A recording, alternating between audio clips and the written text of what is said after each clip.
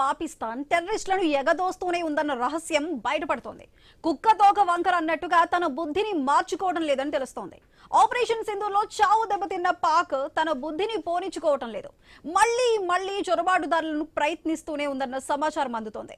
సరిహద్దులో terror camp ను ధ్వంసం చేసిన తర్వాత కూడా మళ్లీ కొత్తగా క్యాంపులను ఏర్పాటు చేసినట్టు తెలుస్తోంది. నిఘా వర్గాల ద్వారా తెలుసుకున్న భారత ఆర్మీ అలర్ట్ అయింది. బోర్డర్లో ఉగ్రవాదుల కదలికలను పసిగడుతున్న ఐబీ సైన్యాన్ని ఎప్పటికప్పుడు అలర్ట్ చేస్తుందని తెలుస్తోంది.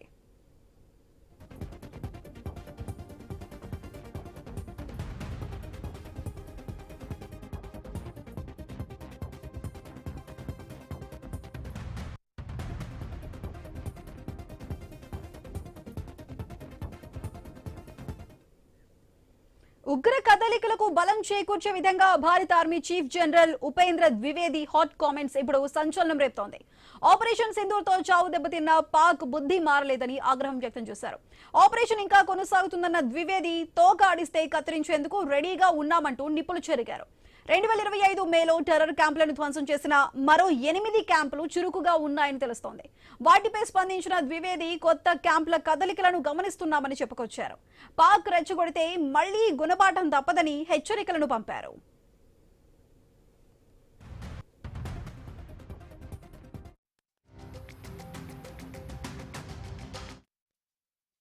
अब सिंदूर के बाद जो हमारा टेररिस्ट इनिशिएटेड इंसिडेंट है वो तकरीबन खत्म हो चुका है। मैंने आपको जैसे बताया कि उसी प्रकार से जो एक्टिविटीज हैं वो बहुत कम हो चुकी हैं। इसका मतलब ये नहीं है कि हमने जेएंडके में कोई किसी प्रकार की कमी पेशी की है या कोई हमने किसी प्रकार की फौज को वहां से निकाला है। हमने उतना ही दबाव बना के रखा हुआ है। जैसे मैंने आपको बताया कि क्या वापस बाहर के जो कैंप्स हैं, जो वेस्ट साइड कैंप्स हैं, जिसके बारे में मैंने अभी बताया कि 8 कैंप्स अभी भी वहां पे एक्टिव हैं हमारी नॉलेज में, और उस पर अभी भी लोग बैठे हुए हैं। कितने बैठे हैं ये अलग अलग इसके सोच विचार हैं, बट हमारी तरफ से अगर देखा जाए तो तकरीबन 100 से 150 लोग हो सकता है वहां पर बैठे हों। जहां तक पॉलिटिकल रिटोरिक है या जहां तक जो हुर्रियत जो उस साइड है पाकिस्तान है, क्या वो पूरी तैयारी कर रही है? मेरे हिसाब से पूरी तैयारी कर रही है। क्या पाकिस्तान उन लोगों को शह दे रहा है जो इस चीज को, रेडिकलाइजेशन को और लोगों को मोटिवेट करते हैं यहां पे आने के लिए? हाँ, वो कार्रवाई चल रही है। फंडिंग जो है, फंडिंग चूंकि अभी उसके तरीके बदल गए हैं तो तुरंत हो सकता है मैं उसका जवाब ना दे पाऊं। ఇప్పుడు మాత్రం చేపట్టే ఆపరేషన్ హై రేంజ్ లో ఉంటుందంటున్న సైన్యం భూతల దాడులకు కూడా రెడీ అంటున్నారు ఆర్మీ బాస్. ఇప్పటికే బోర్డర్ లో ఉన్న క్యాంపులపై నిఘా పెట్టామంటున్న సైన్యం రెచ్చగొడితే శిక్ష తప్పదంటోంది. అటు జమ్మూ కాశ్మీర్లోని కథువా ప్రాంతంలో ఉగ్రవాదులు చొరబడ్డారన్న సమాచారంతో భద్రతా బలగాలు గాలింపును ముమ్మరం చేశాయి. రాబోయే రిపబ్లిక్ డే ను దృష్టిలో పెట్టుకుని శ్రీనగర్ లో హై అలర్ట్ ప్రకటించారు. ప్రతి వాహనాన్ని తనిఖీ చేస్తున్నారు. పాకిస్తాన్ ను ఇంకా ఎగదోస్తున్నది ఎవరు? ఆపరేషన్ సింధూర్ లో చావు దెబ్బతిన్న తీరు మారలేదా? మళ్లీ రెచ్చిపోయేందుకు పన్నాగాలు చేస్తుందా? బోర్డర్ లో టెర్రర్ క్యాంపులను రెడీ చేస్తుందా? పాక్ పాపాలను నిఘా వర్గాలు పసిగట్టాయి. 8 క్యాంపులే ఉన్నాయా? ఇంకా ఎన్ని ఉన్నాయి? భారత్ ఎలాంటి వ్యూహాలను పదురు పెడుతోంది? ఆపరేషన్ సింధూర్ 2 కి రెడీ అవుతోందా? ఈసారి సీన్ లోకి దిగితే టార్గెట్ పీఓకేనా అనే అంశాలు చర్చలో ఉన్నాయి.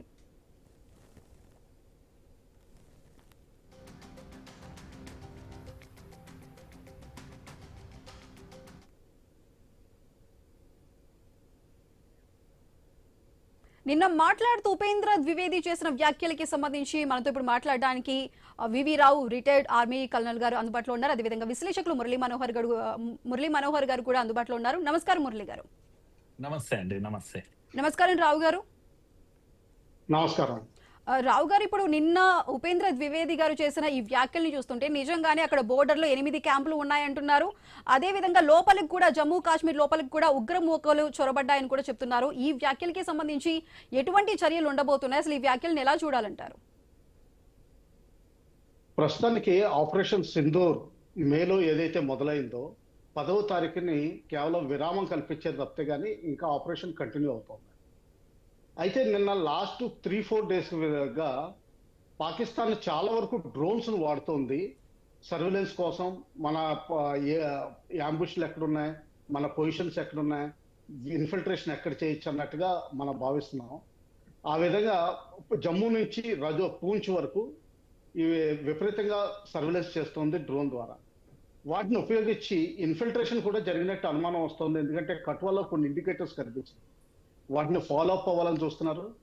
తర్వాత ఈ నేపథ్యంలోనే ఎల్ఈటీకి చెందిన కసూరి గారి వ్యాఖ్యలు, అంటే మేము పాకిస్తాన్ గవర్నమెంట్ ఆర్మీ తోటి మాకు సత్సంబంధాలు ఉన్నాయి, మేము చాలా ఇండియాలో ఏదోటి చేస్తాము, అలాగే జైషే మహమ్మద్ లీడర్ ఎవరైతే ఉన్నారో వాళ్ళ ఫ్యామిలీ మే 9th పోయిందో చాలా వరకు, ఆయన కూడా 1000 మంది పైగా ఆత్మాహుతి దళాలు పంపిస్తాం, ఇలా అని చాలా హెచ్చరికలు చేస్తున్నారు.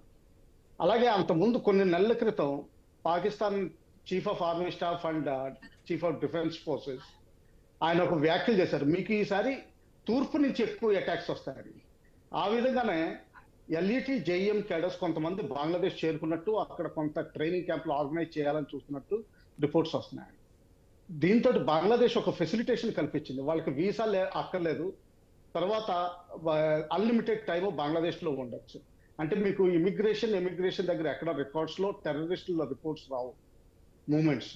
సో ఆ విధంగా కేవలం జమ్మూ కాశ్మీర్లోనే కాదు, బంగ్లాదేశ్ నుంచి కూడా కొన్ని అటాక్స్ చేసే ఉద్దేశాలు వాళ్ళకి తీవ్రంగా ఉన్నాయి.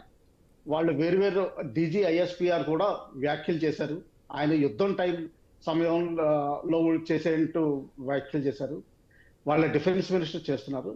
Suddenly Pakistan is planning something big, మనం అప్రమత్తంగా ఉండాలి. Hopefully will be able to break them. చెప్పండి. ఓకే మురళీ గారు, సరిహద్దుల్లో ఉన్న క్యాంపులకి సంబంధించి మన భారత సైన్యం ఎప్పటికప్పుడు ధీటుగానే ఎదుర్కొంటూ వస్తుంది, అయినా సరే ఇంకా టెర్రర్ క్యాంపులు ఇంకా పెరుగుతూనే ఉన్నాయి, ఇంకా పెడుతూనే ఉన్నారు. అసలు వీటిని మనం ఎలా ఎదుర్కోవాలంటారు?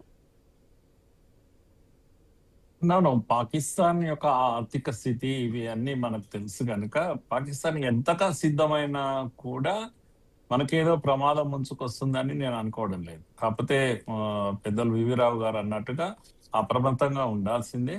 ఇది సంథింగ్ బిగ్ ప్లాన్ అనేవి డౌట్స్ మనకు వస్తున్నాయి తప్పకుండా.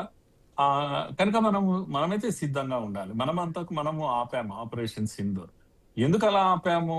అప్పుడే కొట్టేసింటే అయిపోయేది కదా, పీఓకిని కూడా తీసుకుంటే అయిపోయేది కదా అనేటువంటి కొంత చర్చ అక్కడక్కడ జరగడము ఇది మనం చూస్తున్నాం.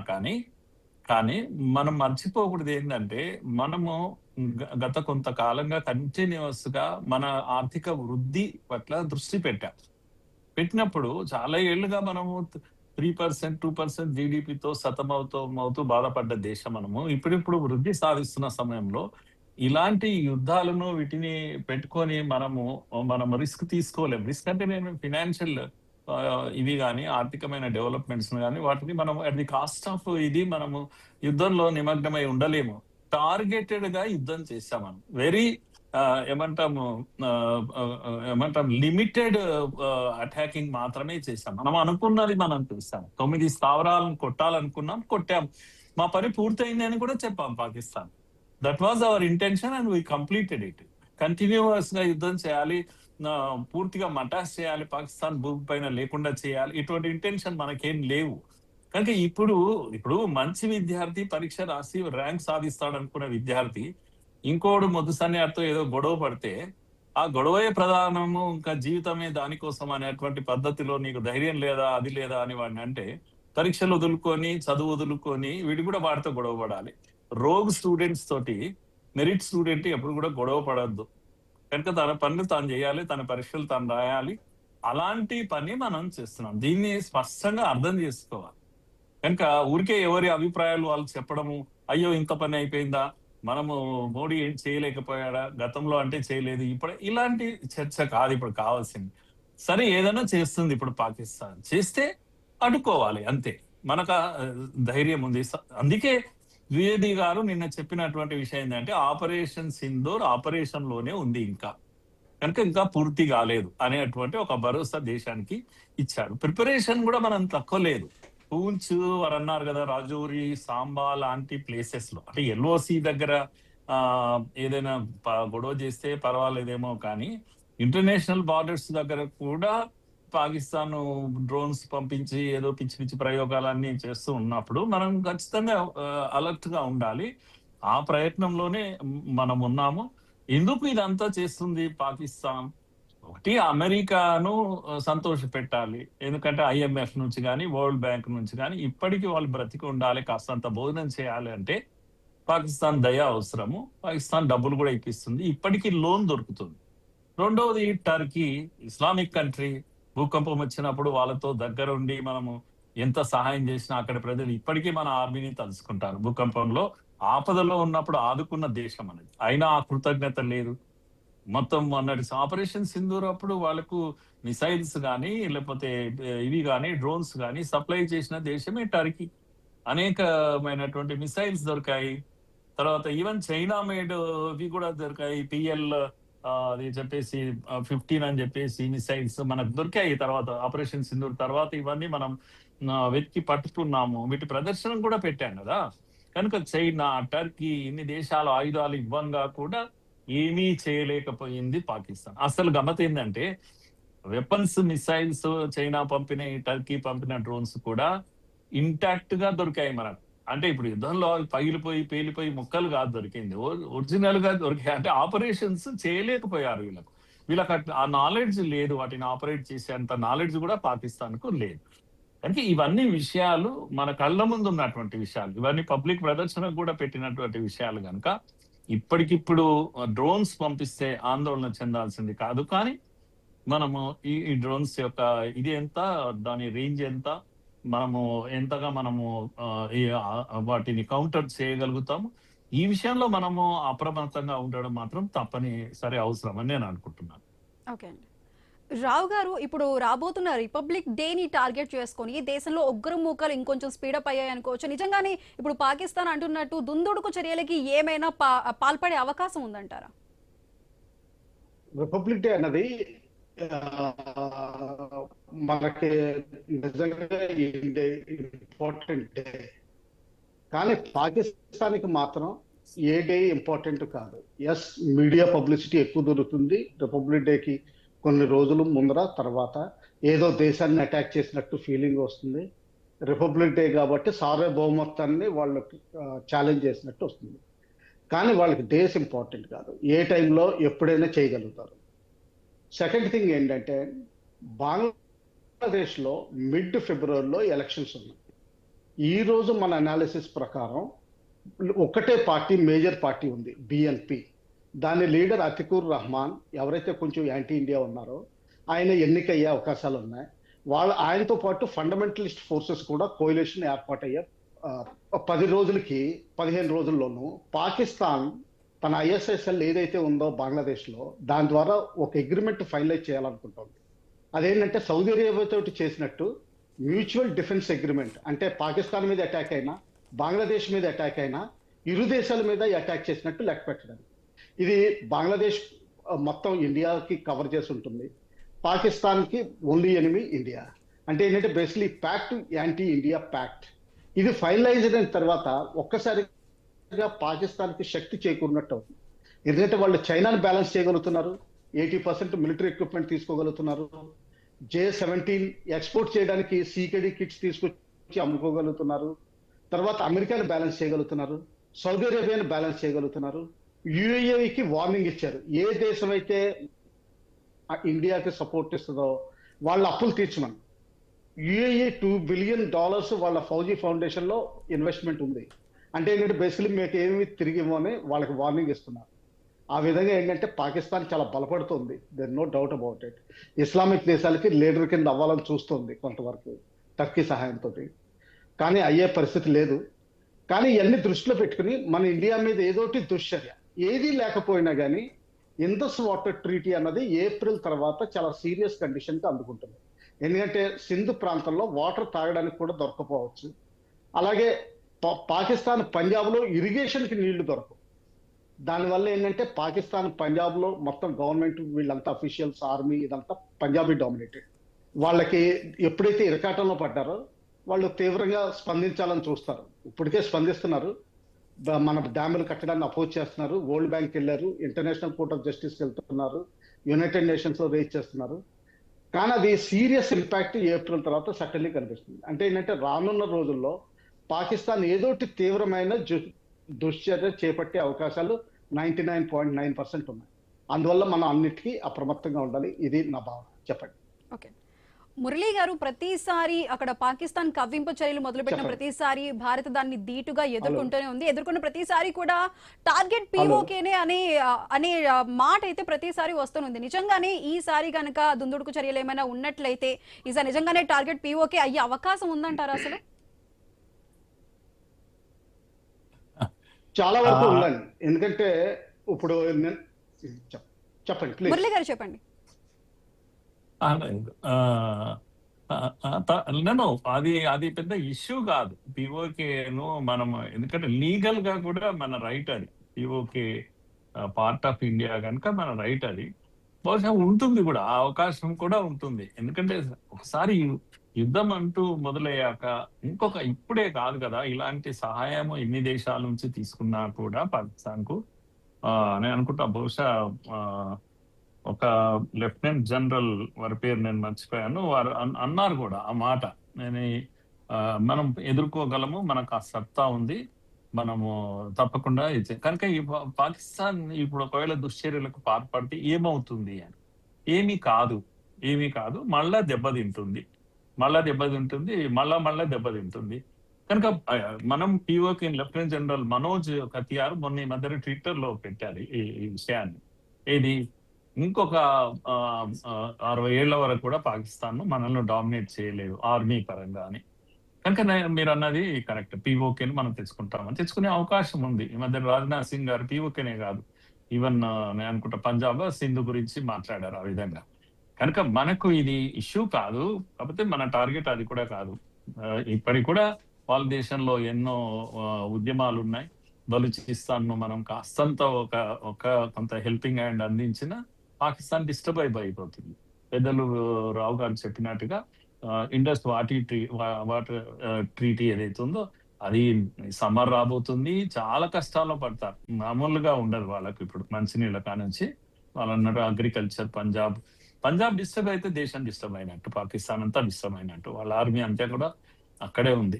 కనుక పాకిస్తాన్ కు ఒక సేయింగ్ ఉంది, గొప్ప మాట ఉంది, ఏంటంటే అన్ని దేశాలకు ఆర్మీ ఉంటుంది అని. కానీ పాకిస్తాన్ కి ఏంటంటే ఆర్మీకే పాకిస్తాన్ ఉంది అని, ఆర్మీకే ఒక దేశం ఉంది అని. అంటే అర్థం ఏంటి అంటే ఆర్మీ రూల్ చేస్తుంది, ఆర్మీ డిక్టేట్ చేస్తుంది, టర్మ్స్ అండ్ కండిషన్స్ అన్ని కూడా ఆర్మీవే. కనుక మీకు షబాజ్ పేరు వినపడదు ట్రంప్ దగ్గర. ఎవరి పేరు వినపడుతుంది? మునీర్ పేరు వినపడుతుంది. మునీర్ కు భోజనం పెడతాడు, మునీర్ సర్వస్వం అవుతాడు. ఇలా ఉంటుందా అంటే మన ఆర్మీ జనరల్ మన ప్రైమ్ మినిస్టర్ పక్కకు పెట్టి, మన ప్రెసిడెంట్ పక్కకు పెట్టి, మన జనరల్ గాని మన ఇది కానీ ఇంకొక దేశం యొక్క హెడ్ తో కూర్చొని ఇదంతా ఏముంటుంది? అంత ప్రాక్సీ, ఇదంతా కూడా అక్కడ ప్రభుత్వాలే ప్రాక్సీ. టోటల్ గా ఆర్మీ చేతిలో ఉంటుంది. కనుక ఇలాంటి పిచ్చి పనులు అన్ని చేయగలుగుతారు. వాళ్ళకేమి ప్రభుత్వాలు ప్రజలకు ఇచ్చే కమిట్మెంట్స్ ఉండవు, నిలబడాలనేటువంటి ఉద్దేశాలు ఉండవు, లాంగ్ టైం గోల్స్ ఏమీ ఉండవు. తాత్కాలికంగా వాళ్ళు హ్యాపీగా ఉంటారు. మీరు అందరూ ఆర్మీ జనరల్స్ యొక్క పిల్లలు ఏడున్నారు మీరు చూడండి, లండన్ లో ఉన్నారు, కుటుంబాలు ఉన్నాయి వాళ్ళకు, లండన్ లో ఇళ్ళు ఉన్నాయి. వాళ్ళంతా కూడా ఆర్థికంగా చాలా రిచ్. రాజకీయ నాయకుల కన్నా డబ్బున్న వాళ్ళు ఎవరంటే ఆర్మీ జనరల్స్. సో ఇది ఒక రోగ్ కంట్రీగా మనకు ముందు నుంచి పరిచయం ఉన్నటువంటి విషయం. అందుకే ఇప్పటికిప్పుడు మనము పిఓకే పైన దృష్టి పెట్టాలి అంటే అవసరం లేదు, అంత ఆలోచించేంత అవసరం లేదు. ఒకవేళ యుద్ధం అంటూ వచ్చినప్పుడు తప్పకుండా అది చిన్న విషయం అవుతుంది. పిఓకేని మనం కలుపుకోవడం అనేది చాలా సింపుల్ విషయం అవుతుంది. అయితే ఒక విషయం మనం మర్చిపోకూడదు, ఏంటంటే డ్రోన్స్ ఏదైతే ఉన్నాయో, ఈ టెక్నాలజీ ఏదైతే ఉందో టర్కీ అందిస్తున్నటువంటిది కానీ ఇతరత్ర కూడా కొంత మనల్ని డిస్టర్బ్ చేసేటువంటి ఉద్దేశం వాళ్ళకి కనబడుతుంది. కనుక మన దగ్గర కూడా డ్రోన్స్ లేవా మరి అంటే యుద్ధ తీరు మారిపోతా ఉంది. మిసైల్స్ యొక్క ఖర్చు చాలా ఉంటుందమ్మా. Hundreds of thousands of dollars పెట్టాల్సిన అవసరం ఉంటుంది. ఒక మిసైల్ పేలిస్తే పైనుంచి వచ్చిన ఒక డ్రోన్ కొరకు ఒక మిసైల్ పేయించాలనుకోండి, ఎంత ఖర్చుతో కూడుకున్నటువంటి పని. కనుక డ్రోన్స్ ఏమో చాలా తక్కువ ఖర్చుతో ఉంటాయి, 10 లక్షల్లో అయిపోతుంది. 10 లక్షలు పెద్ద అమౌంట్ ఏం, చిన్న అమౌంట్ ఏం కాదు, కానీ ఆర్మీలో చాలా చిన్న అమౌంట్ అవుతుంది. కనుక చిన్న ఖర్చుతో ఎక్కువ డ్యామేజ్ చేయగలుగుతాయి రాబోయే రోజుల్లో డ్రోన్స్. ఇది మనం తప్పకుండా ఆలోచించాల్సిన విషయం. మనం కూడా ఆల్రెడీ ప్రైవేట్ లో కూడా డ్రోన్స్ తయారు చేసే పని పెట్టుకున్నాం. మనం ఎంత పెద్ద స్కేల్లో పెడుతున్నామంటే మనం Israel technology, America Israel drone టెక్నాలజీలో నంబర్ 1 గా ఉన్నాయి ఇప్పటికి కూడా. అయితే మనం లేకపోవచ్చు, కానీ మనం ఇజ్రాయెల్ టెక్నాలజీ తీసుకొని మనమే ఇప్పుడు డ్రోన్స్ పంట పండించే పనిలో ఉన్నాం. ఇప్పుడు చాలా మంచి డ్రోన్స్ కూడా మనం తయారు చేస్తున్నాము. Medium altitude long endurance missiles drones అని చెప్పేసి మాలా అంటాం, MALA. ఈ డ్రోన్స్ మనం ఆల్రెడీ ప్రిపేర్ చేస్తా ఉన్నాం, ప్రిపేర్ అవుతున్నాము. ఎలాంటి ఇవి వచ్చినా, పరిణామాలు ఏర్పడ్డా కూడా మనం కూడా ప్రిపేర్ అవుతున్నాము. కనుక యుద్ధం యొక్క తీరు మారుతుంది. మన ఆపరేషన్ సింధూర్ లో కూడా మనం బార్డర్ ను క్రాస్ చేయలేదు. 300-400 కిలోమీటర్ల దూరం వాళ్ళ యొక్క ఏమంటే టెర్రర్ స్థావరాల పైన 9 టెర్రర్ స్థావరాలను ధ్వంసం చేశాం. ఒక్క అడుగు లోపలికి వెళ్ళలేదు మనం. కనుక టెక్నాలజీ మన దగ్గర అంత బలంగా ఉంది, ఇంకా బలంగా కావాల్సిన అవసరం ఉంది. పాకిస్తాన్కి ఏమో అవసరాలు ఉన్నాయి. కనుక అమెరికా చెప్పిన మాట వినాలి, ఇంకెవరైనా చెప్పిన మాట వినాలి, వాళ్ళని ప్లీజ్ చేయాలి. దానికోసం వాళ్ళకు డబ్బులు అవసరం ఉంది. ఇవన్నీ కూడా టర్కీ లాంటి తుంటరి దేశాలు సపోర్ట్ కూడా ఇస్తున్నాయి. కనుక అప్పుడప్పుడు ఈ పిచ్చి పనులన్నీ కొన్ని అప్పుడప్పుడు వాళ్ళు చేస్తూ ఉంటారు. దాంతో మనం ఆందోళన చెందే కన్నా బెస్ట్ థింగ్ ఏంటంటే ప్రిపేర్ అయ్యి ఉండడం. ఈసారి కనుక మళ్ళా ఒక అవసరమే ఏర్పడితే మాత్రం ప్రజలందరి కోరిక ఏంటంటే అంటే లేవలేని విధంగా కుట్టాలి పాకిస్తాన్. అందులో మీరు POK ఉండొచ్చు, ఇంకేదన్నా ఉండొచ్చు, కానీ బట్ పాకిస్తాన్ మళ్ళోసారి తలెత్తుకోకూడదు, మన వైపు చూడకూడదు అనే కోరిక ప్రజల్లో ఉంది. అది ప్రభుత్వం ఎంత తీరుస్తుంది అనేది మాత్రం మనం వేచి చూడాల్సిన విషయం. లేదంటే రావు గారు లాంటి వాళ్ళు ఏమైనా చెప్తే మనం వినాలి. రావు గారు, ఇప్పుడు మనం చూస్తే IB చెప్పినట్టు మనకి బోర్డర్ లో మొత్తం 8 క్యాంపులు అయితే ఉగ్ర కదలికలతో ఉన్నాయని చెప్పారు. కానీ 8 మాత్రమే కాకుండా ఇంకా ఉండే అవకాశం ఉందంటారా? దాన్ని ఏ విధంగా దాన్ని మనకి భారత సైన్యం టార్గెట్ చేస్తుందా?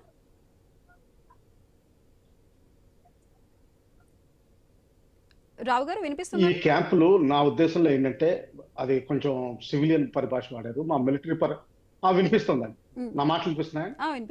మా మిలిటరీ పరిభాషలో వాడితే దీన్ని లాంచ్ ప్యాడ్స్ అంటారు. ఈ లాంచ్ ప్యాడ్స్ అనే ఫస్ట్ 8 కిలోమీటర్స్ లో ఉంటాయి. అంటే ఏంటంటే ఒక అరగంటలో వెహికల్లో కానీ ఒక గంటలో కాలినడకను కూడా మన LCని క్రాస్ చేసే విధంగా వీటిని లాంచ్ ప్యాడ్స్ అంటారు. వీటిని ఆయన చెప్పారు అంటే 8 వాటిని.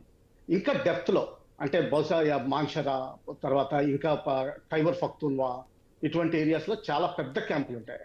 అంతకుముందు మనం మేలో మనం సర్వనాశనం చేసాం కాబట్టి ఇప్పుడు ఆ పెద్ద క్యాంపులు తగ్గించి 25 to 50 కెపాసిటీ ఉండే ట్రైనింగ్ క్యాంపుల కంటే ఎక్కువ పెట్టుకోవట్లేదని రిపోర్ట్స్ వచ్చాయి.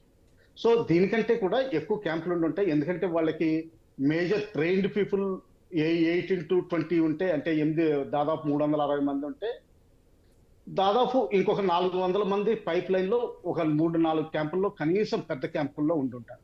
డెప్త్ లో ఉంటారు. లొకేషన్ సివిలియన్ ఏరియాస్ తోటి కలిపి ఉంచుతారు.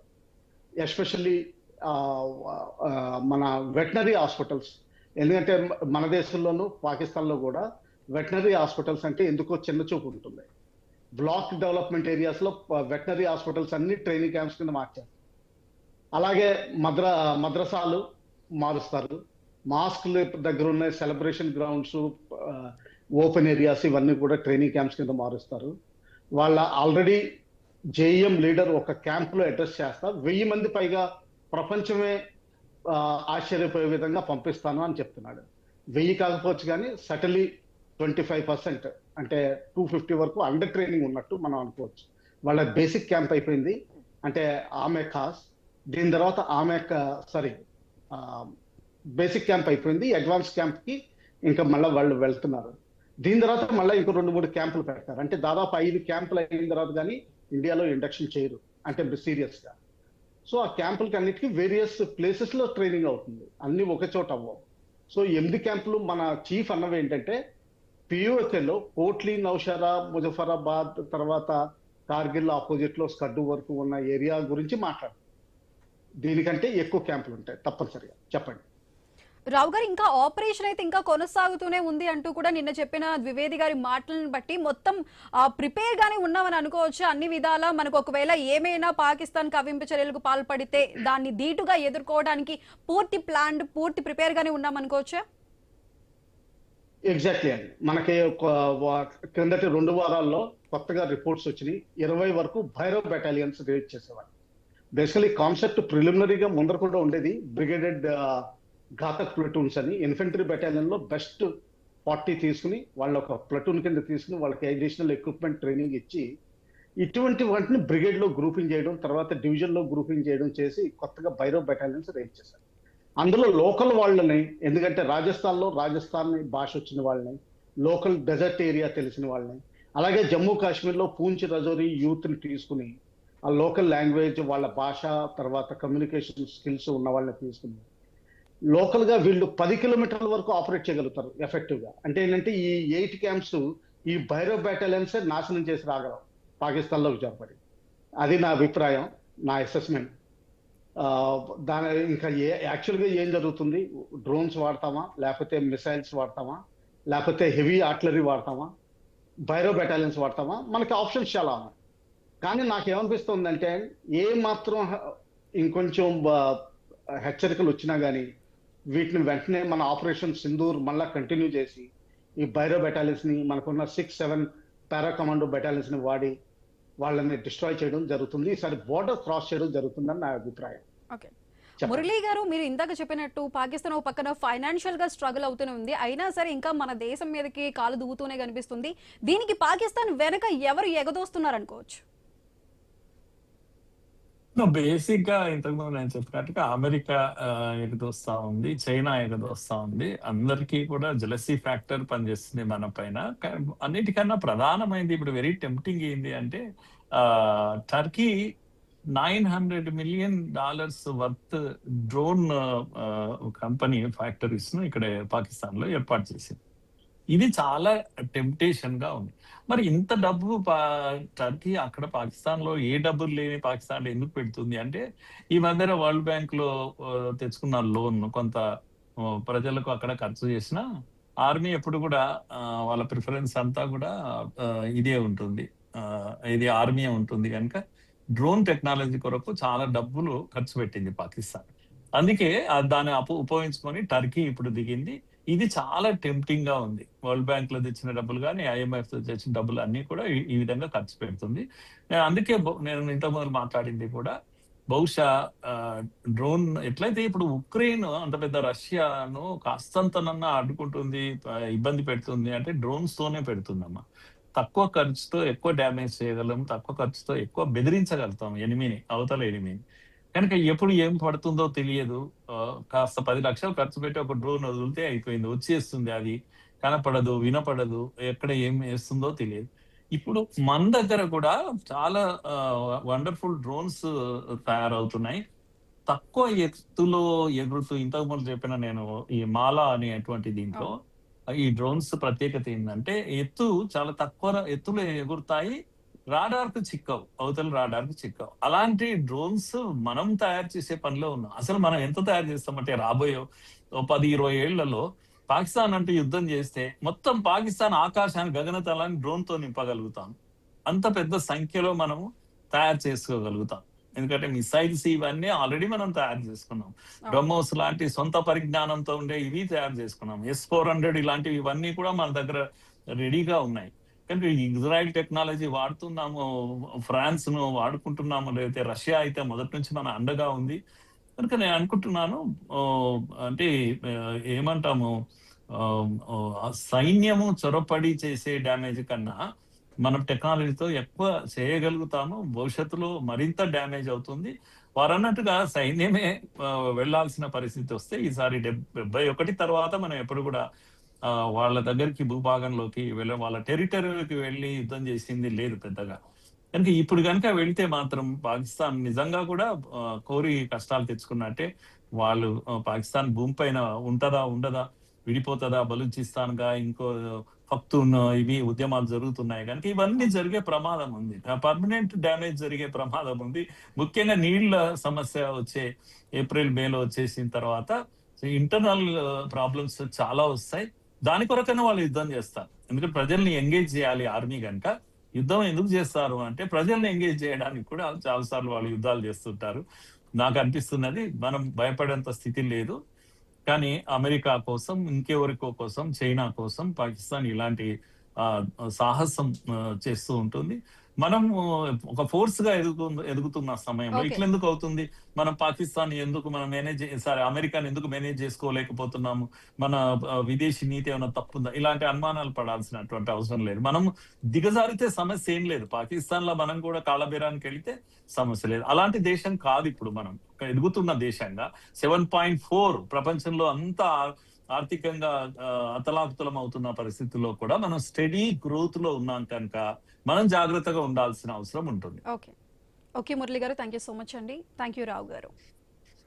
సో మనం చూసుకోవచ్చు, నిన్న చెప్పినట్లు ఉపేంద్ర ద్వివేది గారు చెప్పినట్లు అక్కడైతే సైన్యం అయితే అన్ని విధాలుగా పాకిస్తాన్ ఎటువంటి తోక జాడించే చర్యలకి పాల్పడినా సరే ఇటువైపు భారత సైన్యం అయితే అన్ని విధాలుగా సర్వసన్నద్ధంగా ఉందని చెప్పారు.